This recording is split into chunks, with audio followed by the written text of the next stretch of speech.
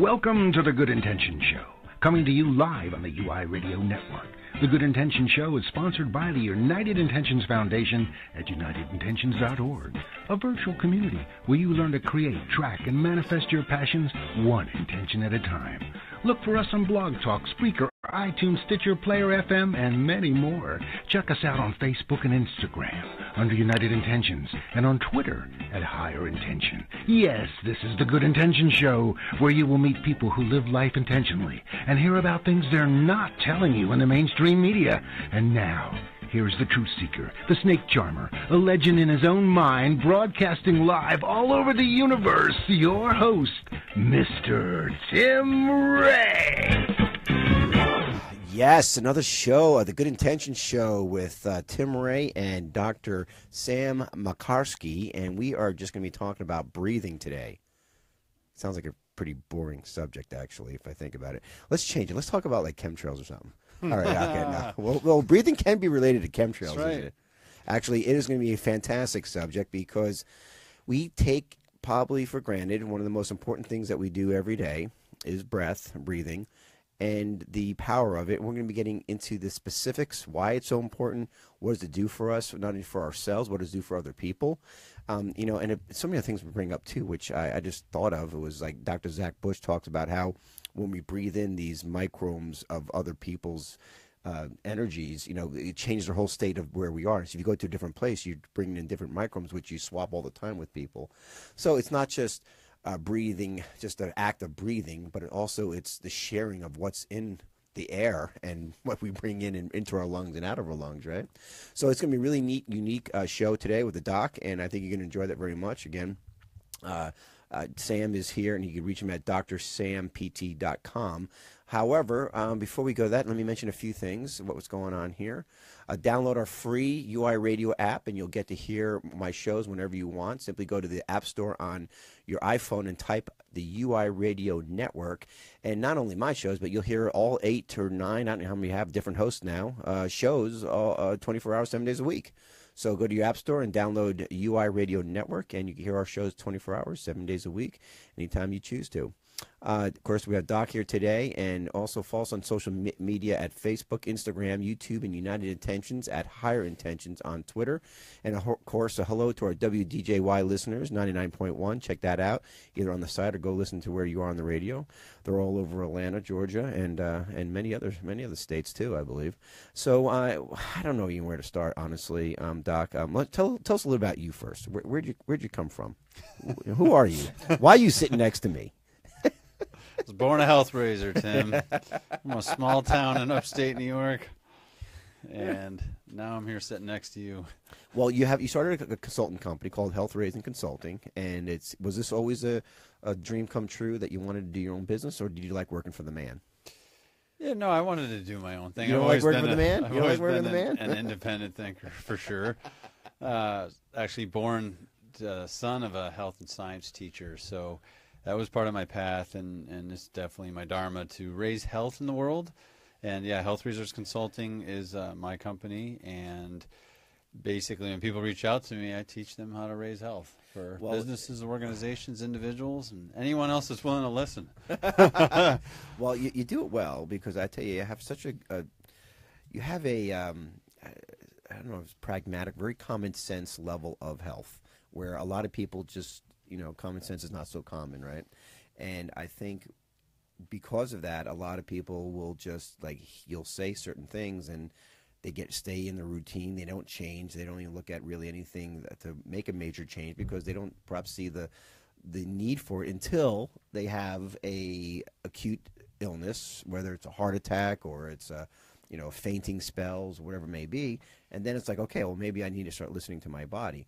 Your approach to health raising is raising it up first, where they could start being preventative about what's going on, so they don't have to have that acute illness, right?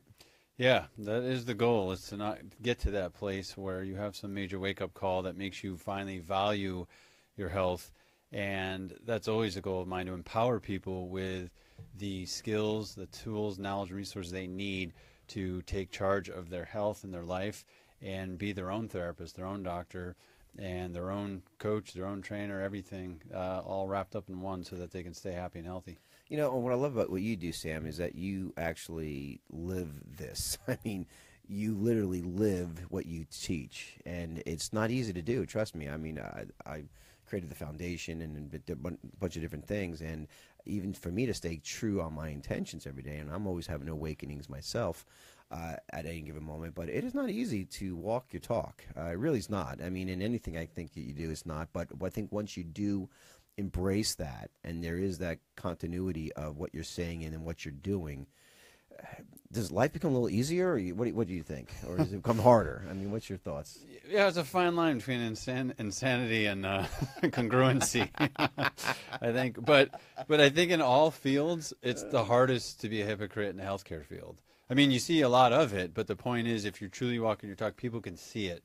You know, they're going to see it or see right through it, one or the other. I mean, you can get away with it maybe in some other professions. You can kind of hide a little bit, but not in this profession. I mean, people, they meet you and talk to you, they're either going to see right through you or they're going to see the value in what you're offering. Yeah, so you go see your doctor who's, you know, obese, overweight, smoking cigarettes, and,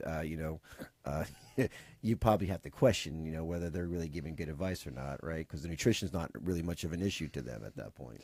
Yeah, nor some other things, obviously. And I know everybody goes through their challenges, but it's a matter of, yes, I would hope that whoever you're getting your health advice from is at least somewhat healthy.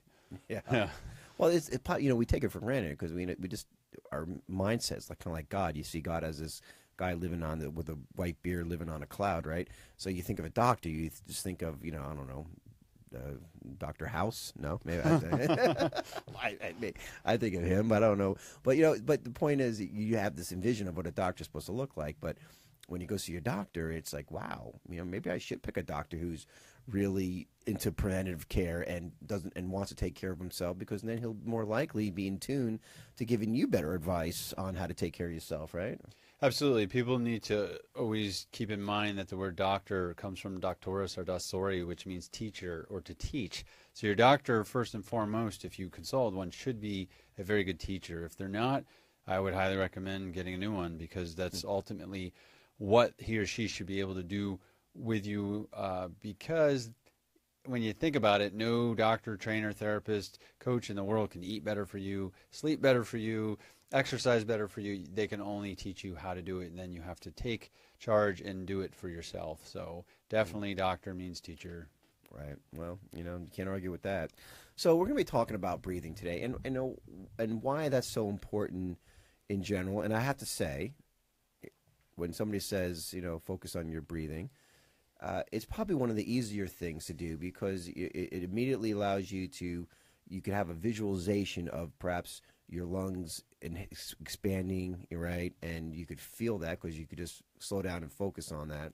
And I don't know if that's just an old meditative trick to focus on your breathing first, or if there's more of a priority reason why people say focus on your breathing first. But it just seems like it's a little bit easier, like try to listen to your heartbeat or focus on your breathing. And the reason I bring that up is because we're going to be talking about our breath and how important breathing is today, and not only in many different activities that we do, but just in general, in just everyday life.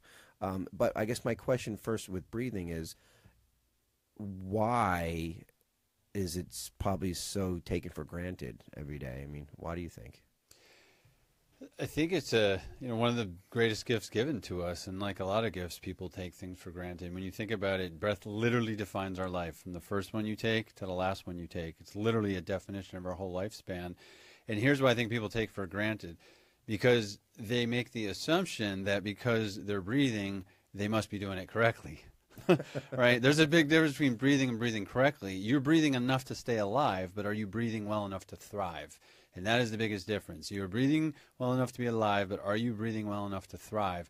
And that's what I think people take for granted. Well, I must be doing it right. I mean, I'm walking around like a zombie. I mean, I get that, but didn't God create us, our normal breathing ways to be how we normally should breathe? I mean, did God say, hey, listen, you're going to have to do this yoga here, or otherwise you're not going to be able to be a human? I mean, how do you define breathing correctly? I mean, like now, am I breathing correctly? Or? Well, I would say first and foremost, we were designed to breathe correctly, but there's so many distractions, especially in today's world, that people are constantly taken from their breath and away from their breath, that they don't focus on it. And when I was growing up even, and if I were to get upset, or even if I watched other people get upset, the common advice was, oh, calm down and take a deep breath. Of course, that's all it did is piss you off even more, you know, because no one wants to be told to calm down. No one said, come on, hey, let's breathe together, and actually put their hands on your rib cage or your lower abdomen and have you breathe fully into your emotions, so to speak, and help transmute them. That would have been a better thing to say. Come on, let's breathe together. Let's breathe through this. Yeah. Not let's get through this. Like getting through something is almost suggests fight or flight or survival mode. Breathing through it is a transmutation of whatever it is bothering you, so that you can move on in a much more smoother fashion. Yeah, so word of advice out there, if you really want to kind of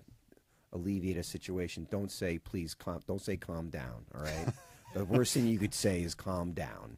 I mean, yeah, honestly, how many times people said that to you, right? Like, man, you just made me more wired up, right? So outside of that, so you're saying, this is interesting, you're saying when you're in a midst of, let's say, anxiety, anger, whatever the case may be, your breathing is up more so, I would say, right? Or breathing is more elevated or more active. So you're saying, instead of just trying to not ignore it, but just shut it down, you're saying to embrace it.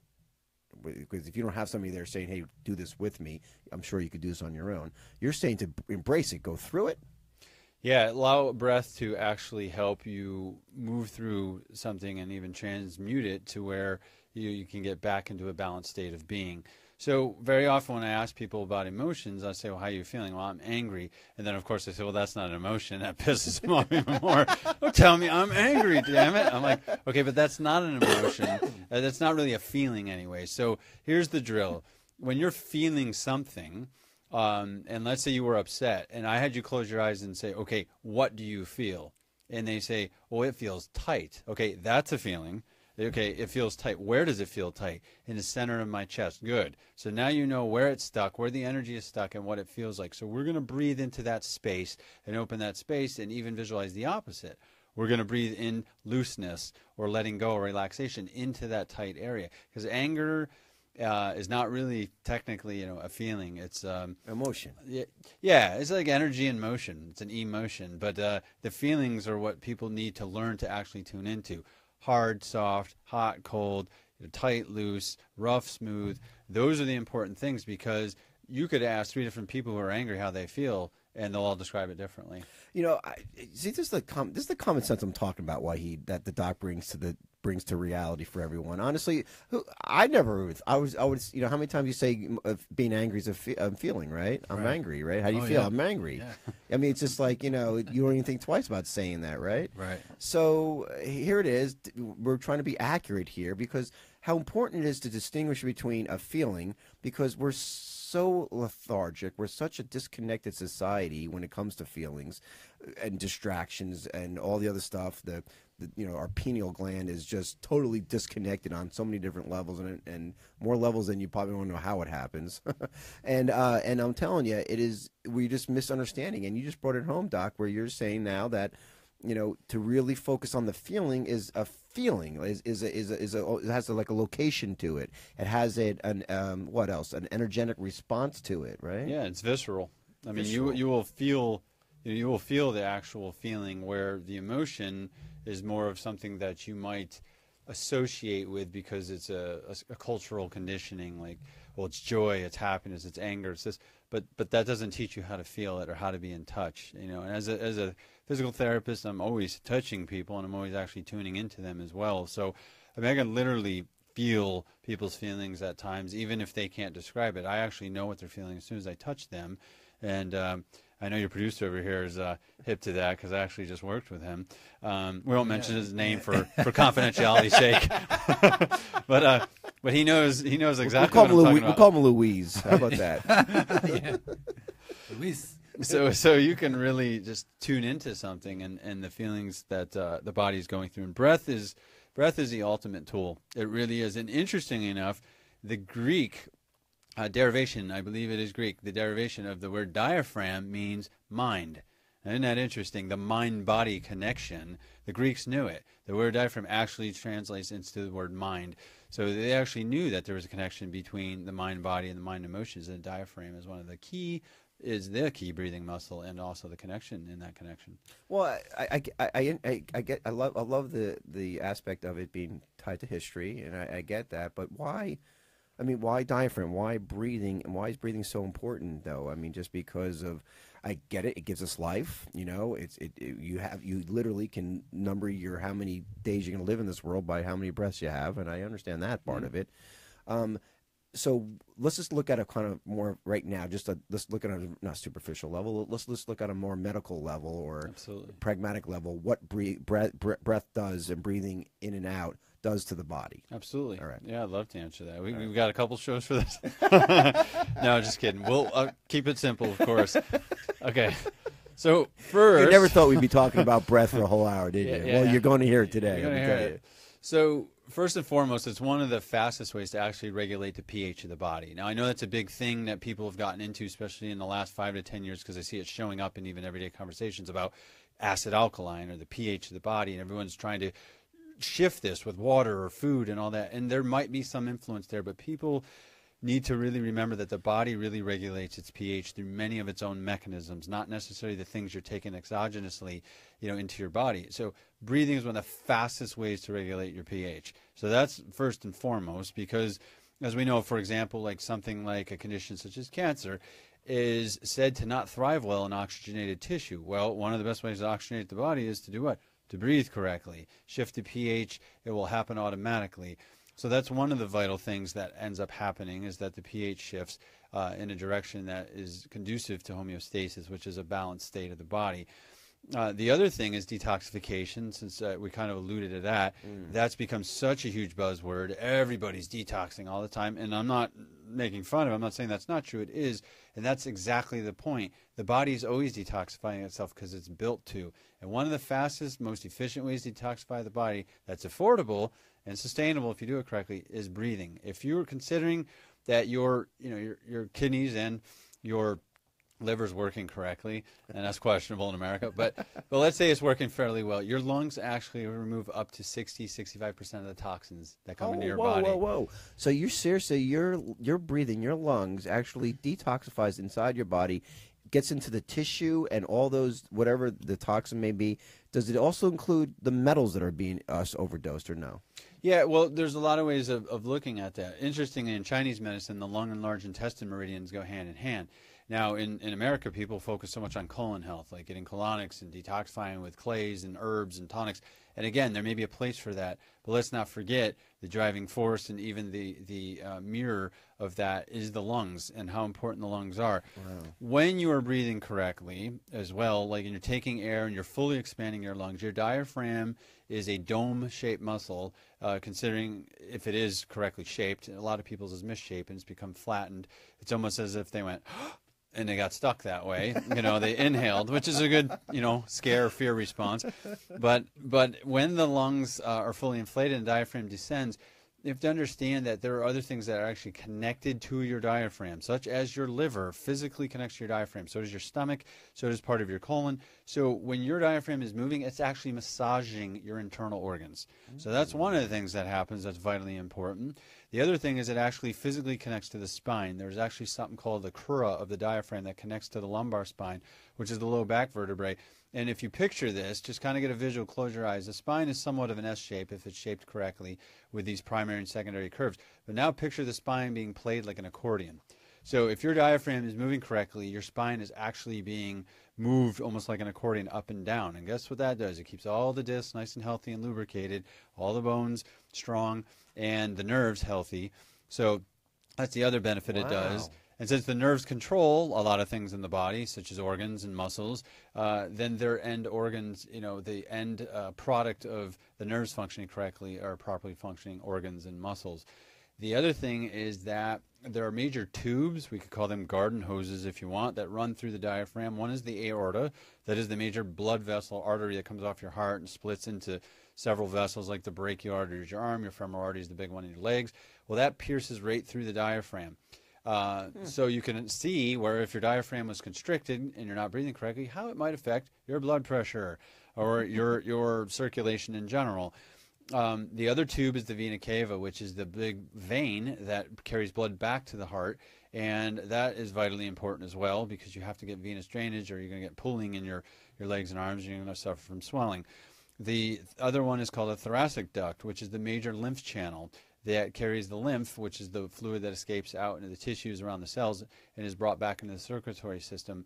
The thoracic duct is a huge player in that system, and all three of those garden hoses run through the diaphragm. So if the diaphragm is not moving well or it's tight because you're holding emotions there, like oh, I hate their guts, or I can't stomach this, or that galls me, our language, right? Yeah, our language reflects how our... It's a heartbreaker. Yes, that's right. Our organs are discharge centers of emotion. Yeah, heartbreaker. Well, that's good because the diaphragm also connects up to the pericardium, which is the sac around your heart, and yes, it massages the heart as well. And then the other thing that travels along with another tube is the esophagus, which is the food tubes. So from your throat to your stomach, you have this tube called your esophagus. Well, along with that is also the vagus nerve, which is the long nerve. You have two, one on the right, one on the left. It's one of the cranial nerves that is vitally important for calming the body down. So the vagus system is the, quote, relaxation response, or the rest and digest, or the feed, breathe, and breathe system. Parasympathetic. So there's something called parasympathetic stroke. So when the diaphragm moves and it's actually moving up and down, it's actually stroking that nerve along that pathway, and it's keeping the body balanced and calm. Literally, you're physically calming down the part of your organ there. I mean, that's pretty neat. That's amazing. Yeah. So I feel like I'm in class right now. I know. Health Razor class, baby. Health Razor class. I should be taking notes. This is part of the academy. Well, the nice part about this is that you're able to go back and re-listen to it, and kind of honestly, this is brilliant information. I never really knew. In fact, I now kind of look at my lungs as maybe they're second runner up to my heart as being the most influential. It should win maybe Academy Award here. The lungs got no play. It's like the redheaded stepchild, right? And it does so much. We don't even realize it. And it's connected apparently, Doc, to almost every aspect, other organs and parts of our body that we never really knew. Yeah, I mean, there's no doubt that breathing enhances every function of the body. So, I mean, when you think about how important breathing is, then you would think, like, okay, then breathing well is one of the most important things we could ever do. Yeah. Well, that brings us to that next level, is exactly what you just said. But before we go, I want to get into breathing well after the break. Not yet, though, but after the break. But let's talk a little bit more about what other parts of the lungs and the breathing affects the other parts. So our heart has a direct relationship. Our spine, you're saying, our other organs, from liver to kidneys to any other organ that doesn't reach? Because I guess it would have to, because the breathing is just so imperative. Yeah, it's really, when you start to look at breathing, it's a blood flow, your circulatory system. Oh yeah. I mean, because again, it affects on all those garden hoses we mentioned, and also just there is, beside a respiratory diaphragm, there's technically a pelvic diaphragm, there is a thoracic diaphragm, and there's one in the cranium, a cranial diaphragm. They all move transversely across the body like toll booths almost, and they all have to be in sync with one another as well. And so when the diaphragms are moving correctly, the whole body is definitely happy and healthy. Okay, so a couple of other areas that we left out, which gets very little play in MD school, is the lymphatic system. How does breathing work with the lymphatic system? Because I hear all the time, lymph nodes are blocked with, I don't know, air has to do with moving it, but there seems to be a lot of blockages with our lymphatic system, which is basically the brains of the immune system, or whatever. They're not brains, but it's a process of it. But so how does it affect our lymphatic system? Absolutely. Again, as I mentioned, the thoracic duct is one of the main channels in the lymphatic system. It runs through the diaphragm. So the lymph system is said sometimes to not have a pump. I would debate that point. One of them would be, just external muscles. The other would be the diaphragm. But it is a low-pressure system like the venous system, whereas the heart actually pumps, it has this pump, so to speak, into the arterial system. But there's no doubt that the diaphragm is a major pump for the lymphatic system. So if your diaphragm is not working correctly, either is your lymphatic system, which would explain why a lot of people have such a major amount of congestion. Because if you really start to pay attention to people when you're out in public and you just watch them, you will see then breathe very, very poorly. Wow. Well, yeah, and I guess there's a certain way to it. And the only thing that comes to my mind, Doc, is that when I look at a new infant baby, what's predominant in that baby's movement, especially when they're sleeping, really, it's not the heartbeat, it's not the movement of the fingers or the eyes or the head or whatever.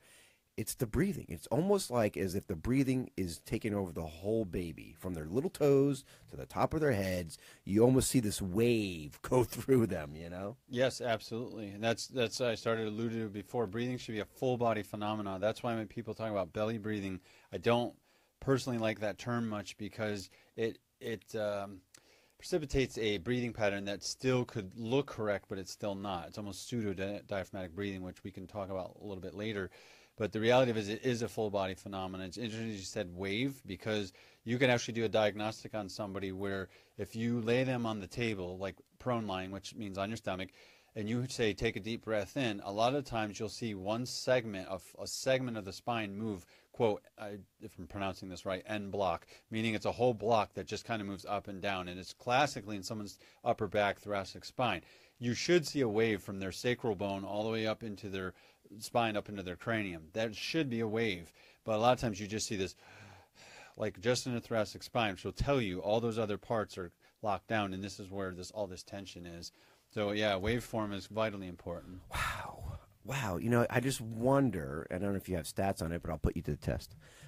What percentage you think of let's just say, stick with American people since we're here in America, you believe are breathing incorrectly? Okay. Or not fully. Let's say not fully. I'd say over 90%. Oh my God, you're kidding me, man. No. Are you serious? Yeah, no. Is there anything that we can't do right anymore? Honestly, I'm just so disappointed in myself here. But okay, so we are not breathing correctly. You basically or fully. You're breathing correctly enough to stay alive. Okay. Yeah, stay alive, right? and so I guess my point is when we're born, we're breathing correctly, because I see that baby, full body wave breath, right? So you're saying somewhere between when we're born and we're breathing correctly, it's an environmental factor, it's a learned behavior that we learn not to breathe correctly for the rest of our lives. Pretty much. Yeah, you nailed it. So you have environmental conditions, and you have cultural conditioning, emotional, type things, structural. Deviations can cause restricted breathing. Let's say the baby was born with a normal birth, vaginal delivery, and came out okay, but then somehow had a trauma in childhood that created a structural issue. That can definitely set somebody up as well for breathing issues the rest of their life. Fascinating. Do you think kids get a pass where they're breathing correctly? Then, of course, as we make them adults, we screw them up like everything else we do with kids? Oh, there's no doubt that's one of the things. As soon as a kid says, "I want to be like the big people in the tribe," it's over. It's over. So, all right, we're gonna take a break here. But when we get back, let's talk about where we screw up our kids on breathing, and when does it usually happen, and how. And later on in the show, we'll get into what we can do to fix the problem. All right? Awesome. We're talking to Dr. Sam Makarski, and we're talking about breathing, all about breathing, which is probably now, I realize, one of the most fundamental and important aspects of what we do every day. So put down your pencils and pens and just listen clearly. It's about breathing. We'll be right back. The number of premature infants born in the United States each year, 380,000. That's 9.8% of the total births in the U.S. The Foundation for Premature Infants' mission is to advocate for the right of all premature infants to be cared for in a developmentally supportive and age-appropriate manner. Our vision is to ensure that Premature Infants' Bill of Rights is the standard of care for all babies born prematurely, 24 hours per day, 365 days per year, on all shifts, in every neonatal intensive care unit throughout the world. Please consider making a donation by visiting us on Facebook, Foundation for Premature Infants, or at our website, foundationforprematureinfants.org.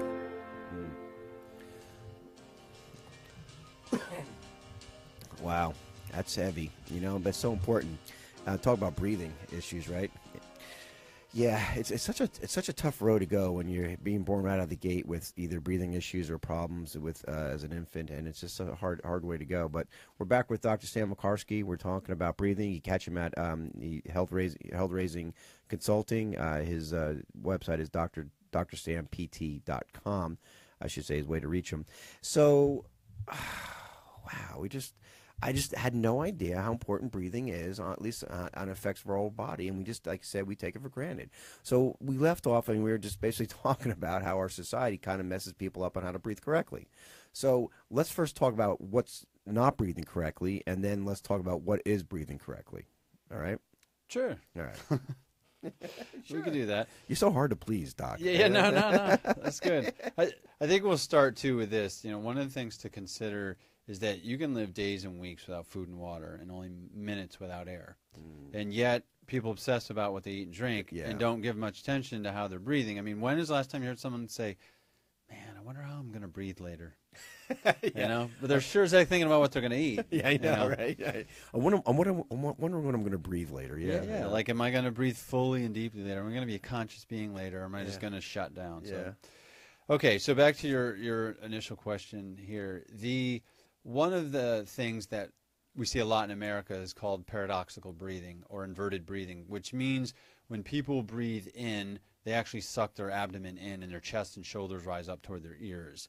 So if you say take a deep breath or allow a breath in, they go, and their belly actually goes inward and their shoulders rise up like toward their ears. So if you wanted to run a simple test, you could just sit in a chair, put a mirror in front of you, and just allow a breath to come in. And if you see your shoulders rise up right away or the muscles on the side of your neck, top of your shoulders bulge out a little bit or fire really quick, yes, then you failed the test miserably, so to speak. But it's a matter of that kind of breathing is definitely what's considered upper chest breathing, or even I would say survival breathing or fight or flight breathing. And so many people are just stuck there.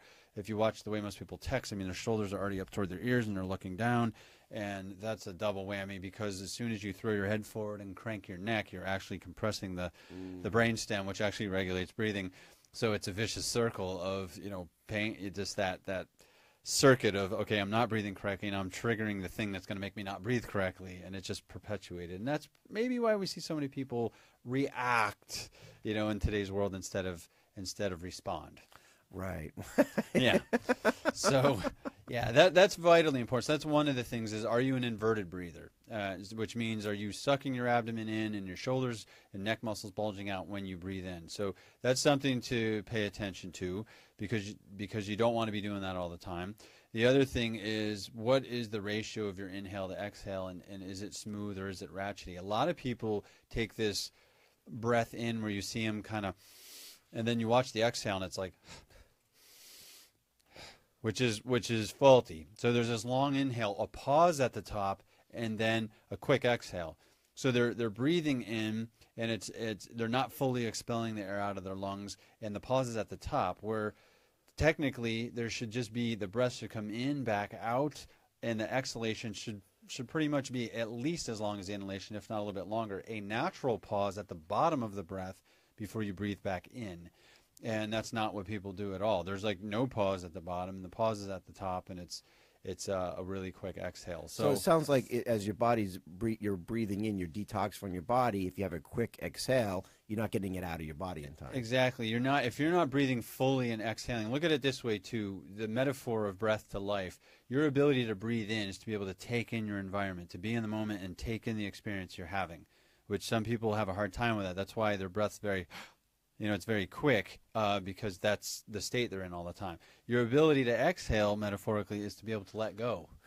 To let go in life, to let go of tension, to let go of control, the need to be in control, the need to be right, the need to argue, the need all the needs people have, to be able to let go. So think about that. If you're breathing really shallowly and quickly outward, then that should really speak highly of how you're probably living your life. And one of the cues that I had on my phone for a long time, and it's probably still on there, it goes off automatically at times. It says, how you breathe is how you live. Or you could say how you live is how you breathe. Right. But I think how you breathe is how you live is a good way of saying it, because if you are breathing short and shallow and quick, and anxious, your life's probably going to feel that way too. So a lot of it is the short in, the short out, or the long in and the short out. What about the short in and the long out? Is that an issue? That would be better for sure. I mean, you definitely want to be breathing fully, so you don't want it to be too short in, because you do have to be able to inhale and allow your diaphragm to fully descend so that it's expanding, and then as it recoils, you can exhale out and move gases out, and even again thoughts and emotions and particles, as you said, from maybe other people. Thanks, chemtrails. What interesting you just said about the thoughts and feelings, because what we were discovering in integrative medicine and in life and power of intention is thoughts have physical properties. Lower vibrational thoughts have a different frequency than higher vibrational thoughts, and often these thoughts or a group of thoughts or a belief system that comes from a group of thoughts gets often, and I don't know how, but I guess frequency and energetically gets lodged into our tissues somewhere in our body. And so, which then begins for the ever-going, unless it's addressed, movement towards the manifestation of a physical ailment, chronic disease, cancer, MS, Alzheimer's, whatever.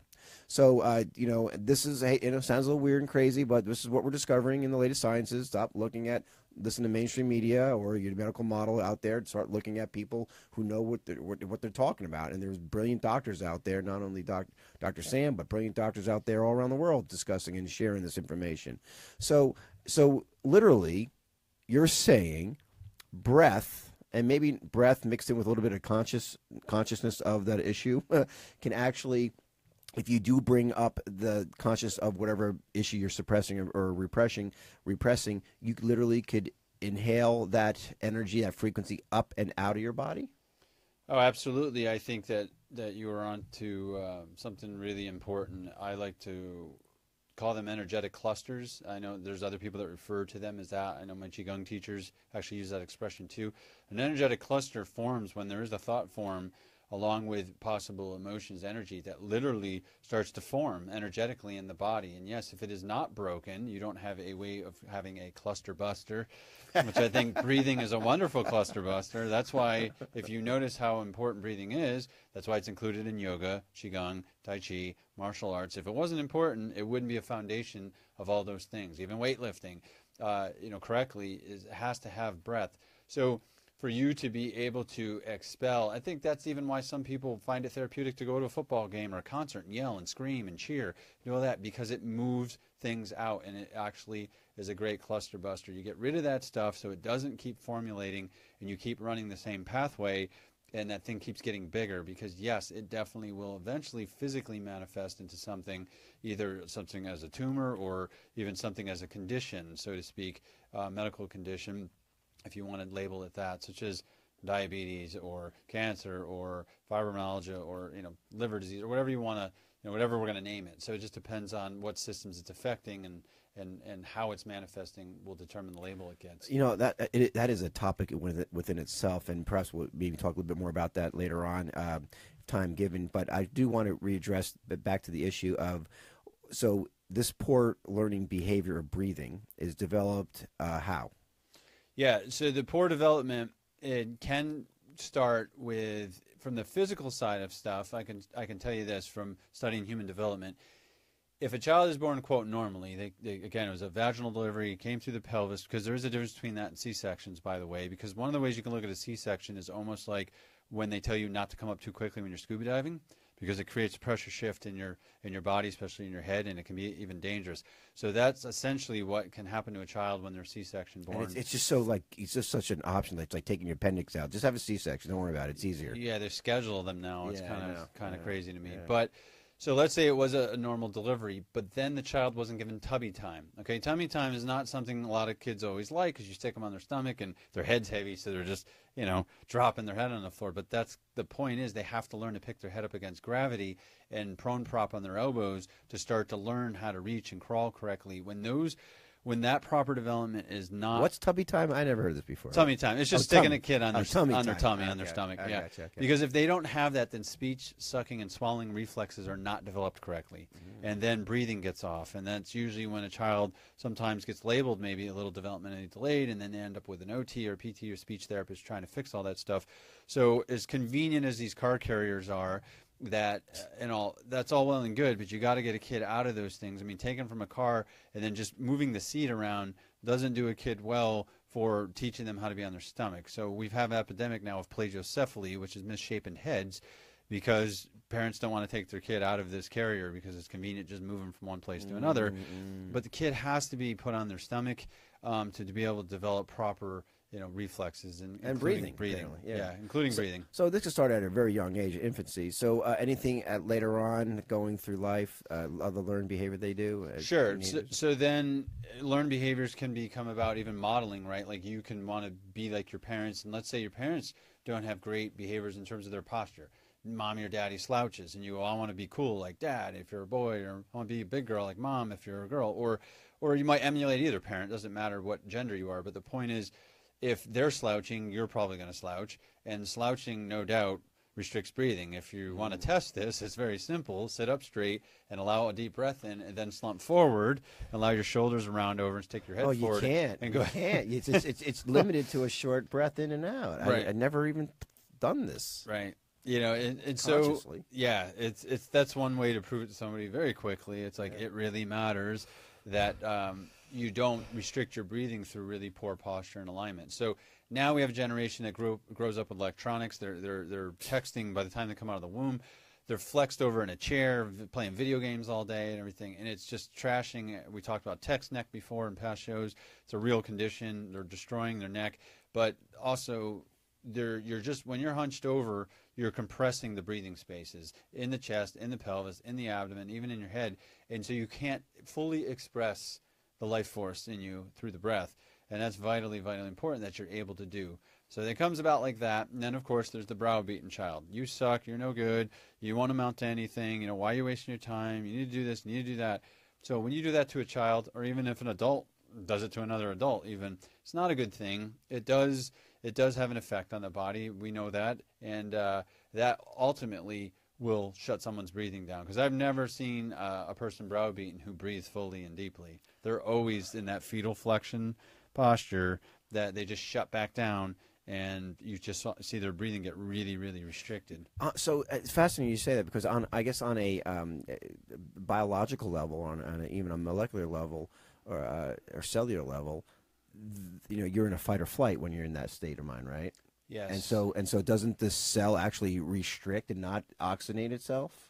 Absolutely. You're going to get restriction structurally, and then you're going to get restriction even from the programming, as you had mentioned many times on past shows. The field of epigenetics, I know Bruce Lipton's work has been valuable in that field. And when you start to think about if a child or adult perceives a threat in their environment, even if there's not, but even if it's just an emotional threat, that is going to reprogram the DNA. That's going to reprogram how the nervous system is driving function. You're either in a state of growth and repair and evolution, or you're in a state of fight or flight and survival. And you can't be in both simultaneously, as far as I know. So it's one or the other. And if your breathing is short and restricted, you're not in a growth and repair state.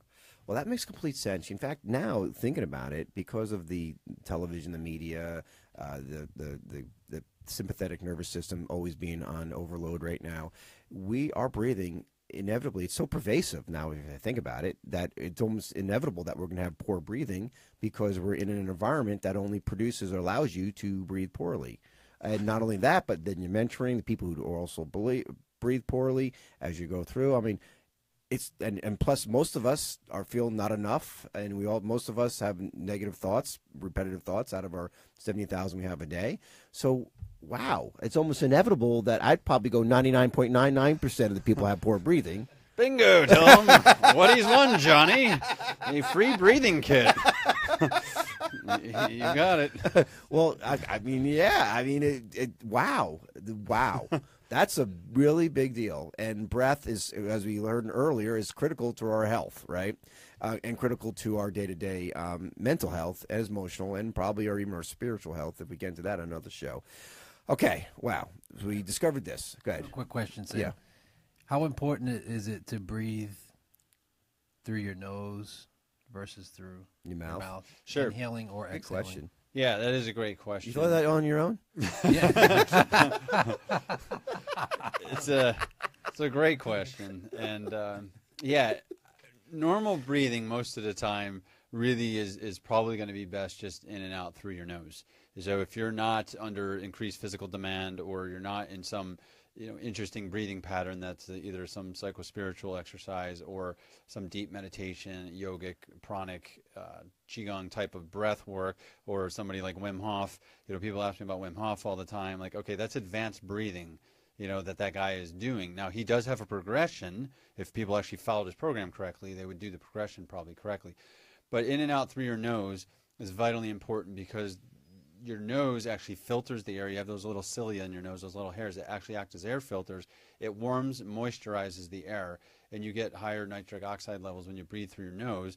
Vitally important to keep the blood vessels dilated. So nose breathing for quiet breathing is a really, really good idea. It almost feels restrictive at the air coming in and out, though, doesn't it? Like, it seems like, I think I get a lot more air like this. Yeah, well, for a lot of people, it could feel restricted breathing through their nose because they don't, and they haven't for so long. So when the body doesn't use something for a while, it tends to kind of shut down a little bit, or maybe even tissue that's irritated, it starts to thicken. But when you start to use stuff correctly, the body goes, oh, he's going to use this again, or she's going to use this again. I think I'll start to actually kind of reshape myself and relubricate myself, and actually start to use these air turbinates that we have that are vitally important for the breath to come in and out. So nose breathing is vitally important, and I highly recommend that people do that. And if you have a deviated septum or something like that, any way that you can try to fix that would be a good idea. Obviously, surgery is the last resort, but if you're labeled a deviated septum, just make sure it truly is before you're going to have surgery, because I've had a bunch of patients and clients over the years told me that, and I've worked on them structurally, and they never needed surgery, and they can breathe just fine now. Right. So don't opt for surgery first and foremost. If it's needed, that's one thing, but just know that a lot of times those quote deviated septums can be fixed sometimes without it. And a quick label to that really fast, right? Yeah, the other thing that is important about nose breathing is it does drive parasympathetic response, where most of the time, really? Yes, and most of the time mouth breathing drives a sympathetic response. So when you see somebody kind of with their mouth open, especially like looking down, yes, that's another thing that's driving sympathetic response. And now they're sitting there trying to type and concentrate, and they can't. And then they get, and they get all agitated. And I'm like, well, yeah, that's what you're programming your body to do. So what do you expect? That is obviously going to happen. And mouth breathing a lot of time leads to an acidic terrain. It does change the pH. What about a combination, like breathe in and out in your nose and then breathe out through your mouth? Yeah, that would be, I think, second best for if you cannot breathe in and out through your nose. Like Pilates does that or something. Yeah, sure. You can breathe in through your nose and then out. In physical therapy, even we teach people through pursed lips, so we call it pursed lip breathing. It would be like you're slowly blowing out candles. So the cue is smell the roses, blow out the candles. So it's in and then slowly out through your mouth. That actually prolongs the exhale, which is a really good skill for people to learn how to do. So sometimes in the beginning, it is a good idea for people to just learn how to prolong that exhalation. The exhalation should be as long as the inhalation, if not a little bit longer. So if you wanted to keep it coherent, at least the same amount. So if you're breathing in for 4, it'd be out for 4. But you could even breathe in for 4 and out for 6. And that would be a good breathing pattern. Most interestingly, about nose breathing too, is one of the simple ways to do it is to hum. So think about it. If you're humming, your mouth has to stay closed. I'm breathing right now, aren't I? Well, you're breathing out, and then eventually you have to do what? You got it. Yeah, I got it. it. So humming is a prolonged exhalation. Humming is also a way that also something that naturally increases nitric oxide levels in the body. And kids do it instinctively until they're told what? Shut up, sit still, stop doing that, it's annoying, be quiet.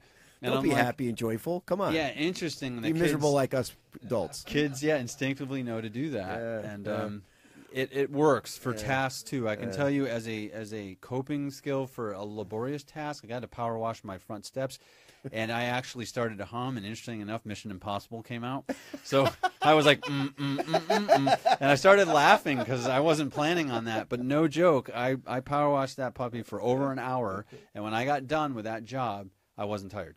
You're probably energized. I was. I felt really good. Hey Sam, when we get back from this break, let's talk about what is proper breathing now at this point, and maybe give a demonstration too. All right. Sure. All right. We'll be right back with Dr. Sam Makarski, and we're talking about who knew we could talk all about breathing for an hour. I'm impressed just in that fact alone. We'll be right back.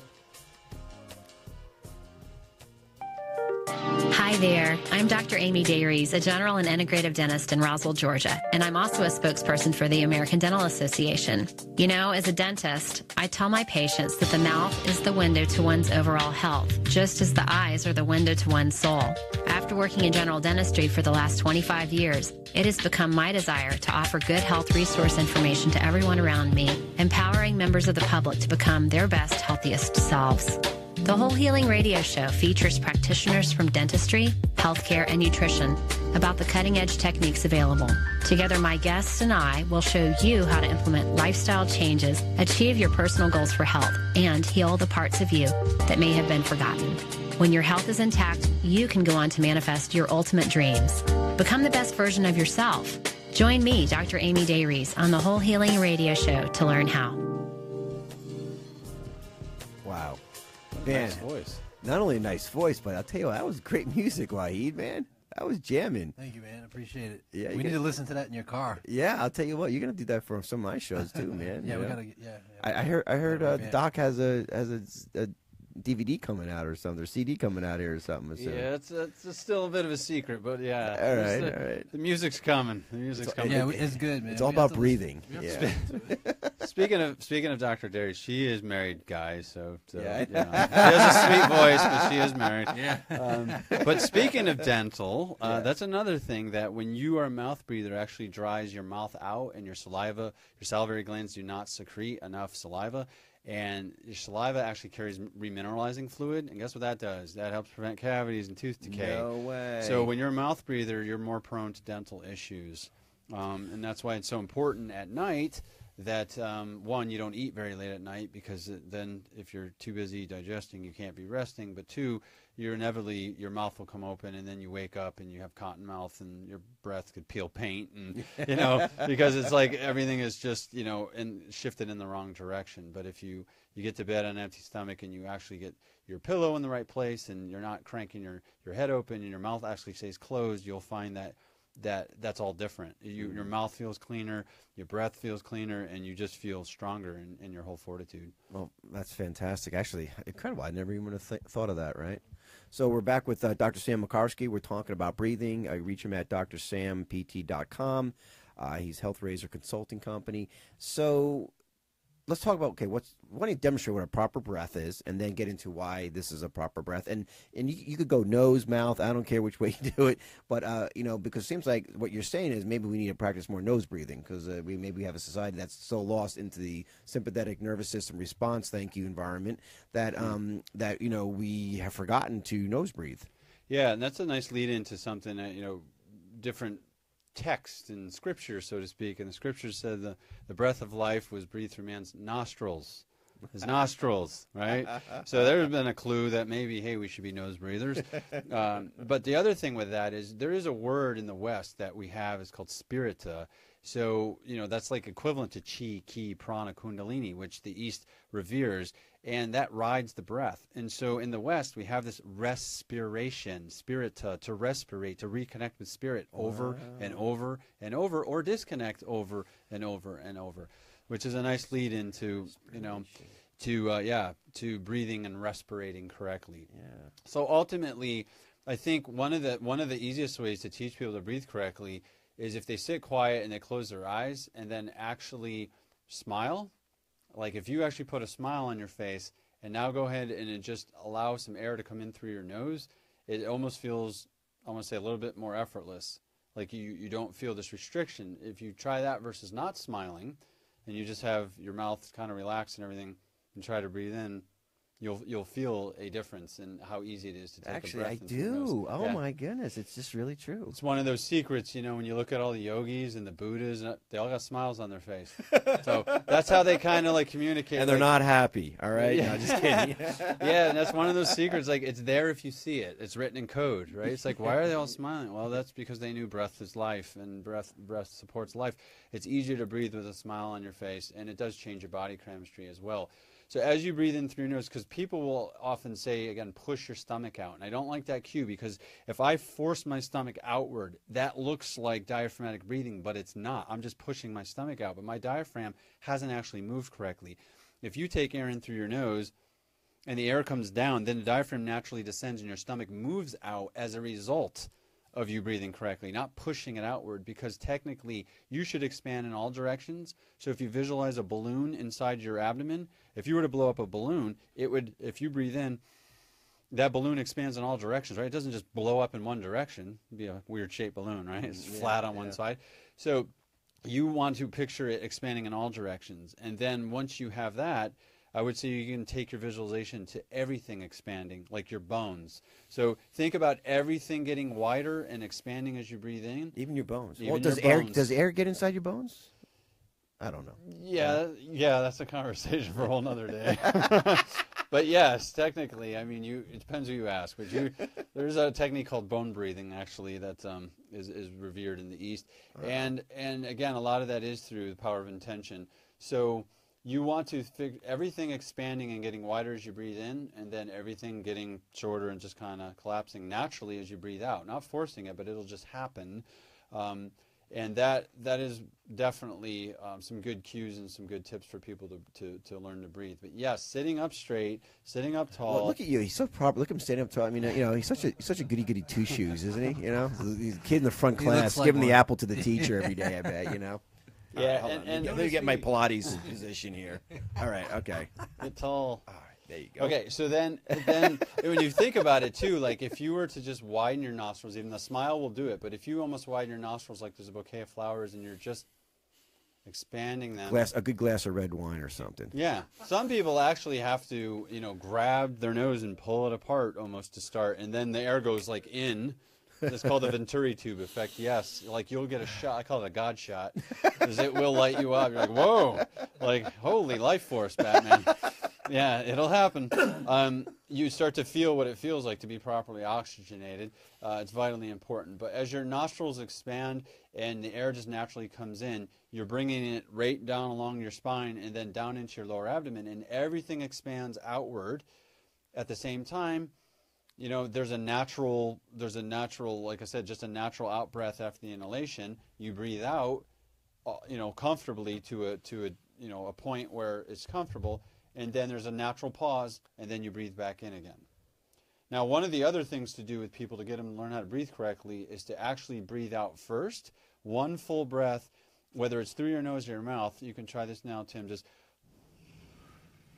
all the way to the point that you have to breathe in again. Just don't give yourself a hernia. But breathe all the way out, not quite like that, but close to that point. And then just allow the breath to come back in through your nose.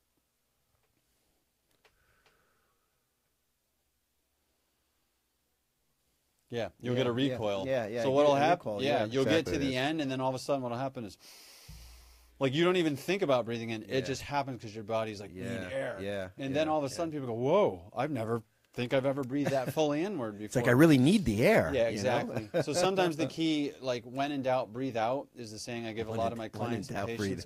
If you feel like you're stuck or you're anxious, seriously, like you have to fully empty your lungs and expel the air out of your lower lobes of your lungs to actually fully inhale.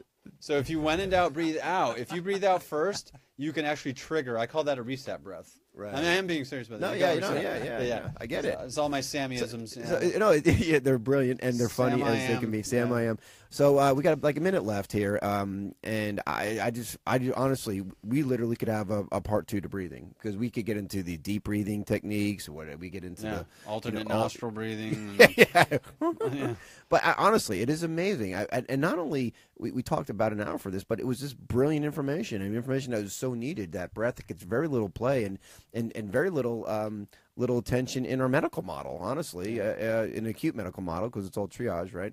So I'm so glad you're bringing this up, and this is really critical. And, you know, I'm open, Doc, if you want to come back and do a breathing, too, at some point, you know? Absolutely. Yeah, I think one of the greatest truths is the best medicine we ever have is located inside of us. And one of the saddest truths is most people never realize that in their lifetime. And breath is one of those medicines. Yeah. Amen to that. Well, guys, hope you enjoyed the show. We will see you tomorrow. Enjoy that. Go to UI Radio and download our UI Radio network on the Apple Store, and you can listen to the show over and over again as much as you want, or Spreaker.com or wherever else. See you then. Take care. You have been listening to The Good Intention Show on the UI Radio Network. The Good Intention